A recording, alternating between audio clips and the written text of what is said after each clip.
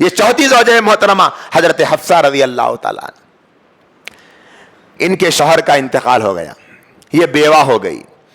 حضرت عمر رضی اللہ تعالیٰ عنہ کو بڑی فکر تھی۔ میں دعا کرتا ہوں کہ اللہ کرے ہمارے معاشرے میں دوسرے خوبیاں پیدا بعد میں ہوئے تو ہوئے، پہلے یہ ایک خوبی پیدا ہو گئے تو اچھا ہے، آمین بولو جی۔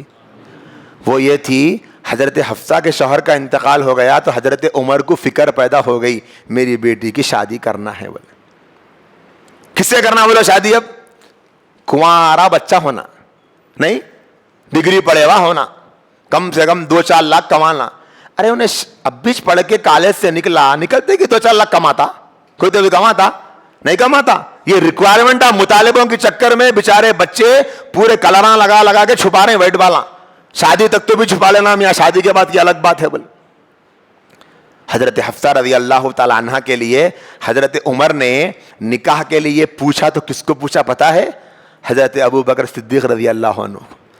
بولے اے ابو بکر صدیق، میری بیٹی حفصہ کا شوہر کا انتقال ہو گیا، میں چاہتا ہوں کہ آپ ان سے شادی کر لو۔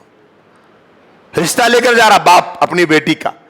حضرت ابو بکر کی کیا عمر کے تھے؟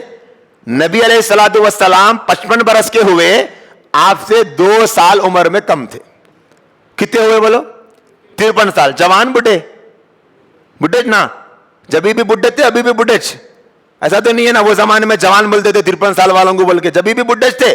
لیکن دیکھو آپ پھر ایک بات، دوسری بات یہ ہے کہ حضرت ابو بکر کے پاس پہلے سے بیوی نہیں تھی کیا؟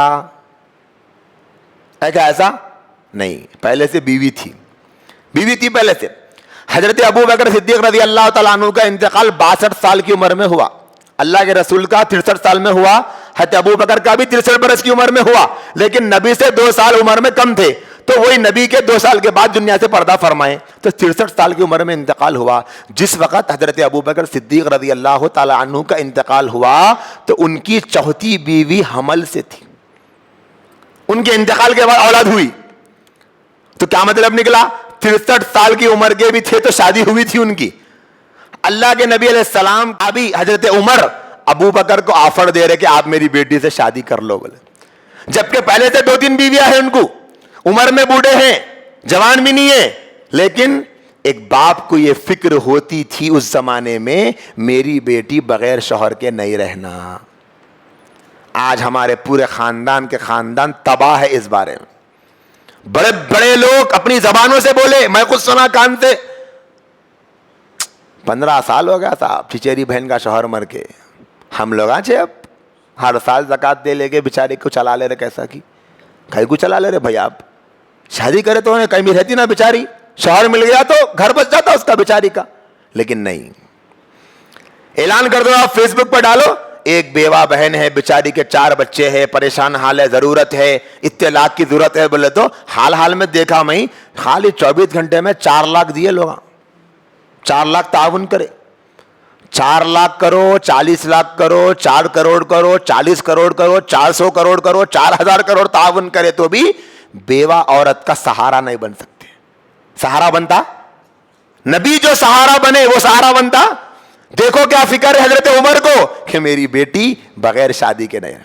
حضرت ابو بکر انکار کر دیے، بولے نہیں میں نہیں کر سکتا، بولے تو اب کیا بولنا؟ ارے میری بیٹی بیوہ ہے بول کے نہیں کرتے، بولے جان دو اب چھوڑ دیں گے بول کے چھوڑ دینا نا حضرت عمر، لیکن نہیں، حضرت عثمان کو جا کے بولے۔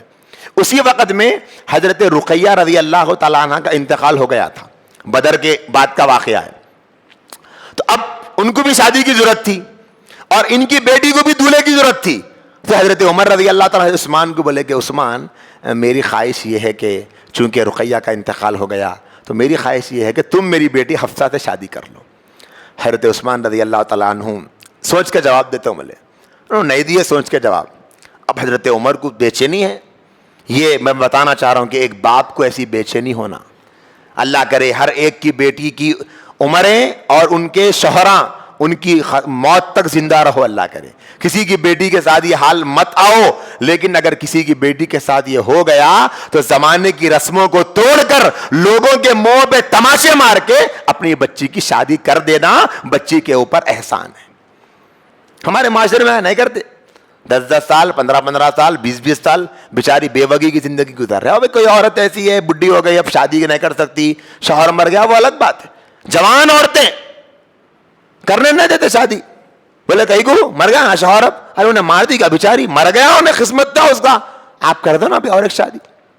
اللہ کے نبی علیہ الصلوۃ والسلام کی خدمت میں جا کے حضرت عمر شکایتاً عرض کرے, یا رسول اللہ میری بیٹی حفصہ بیوہ ہو گئی, ابو بکر کو بولا تو انہوں بھی نہیں کرتے بولے, عثمان کو بولا تو انہوں بھی نہیں کرتے بولے, اب دیکھو میرا اور آپ کا نبی, پوری انسانیت کے نبی, ہم جیسے پتھر دلوں کو سکھا رہے ہیں, اے لوگوں اپنے ذہنوں کی غلامی سے نکلو اور معاشرے کے دباؤ سے ختم باہر آ کے دیکھو, اپنا دل بڑا کرو, کسی بیوہ کا ہاتھ تھامو, یہ ہے تمہارے نبی کی سنت. چندہ دینا نبی کی سنت نہیں ہے.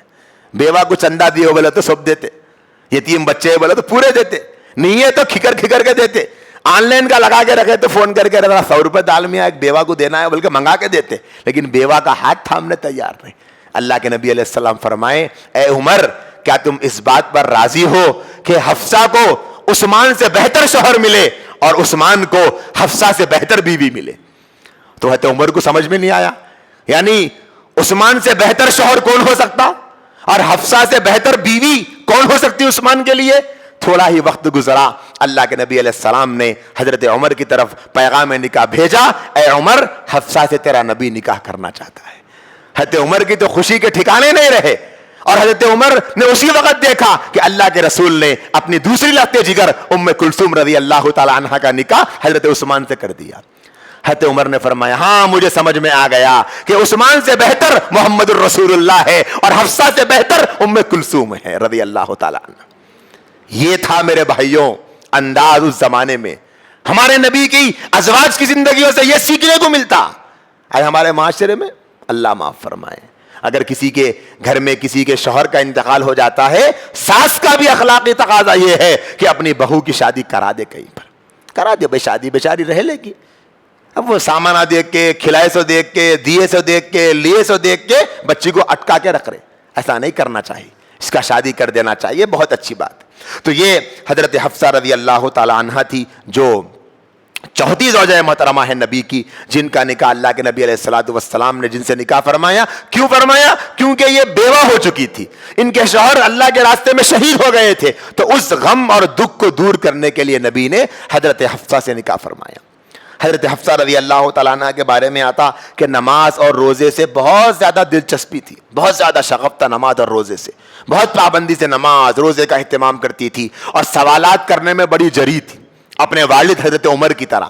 ایک مرتبہ سوال کرنے لگی, اللہ کے نبی علیہ السلام تشریف لائے تو فرمایا, یا رسول اللہ میں اور عائشہ ہم دونوں نے نفل روزے کی نیت کی تھی, لیکن پڑوس کے پاس سے کھانا آ گیا, کھانا آیا تو ہم لوگ نفل روزہ توڑ دیے, کھانا کھا لیے, تو کیا کرنا؟ تو اللہ کے نبی فرمائے پھر سے روزے کی قضا کرو.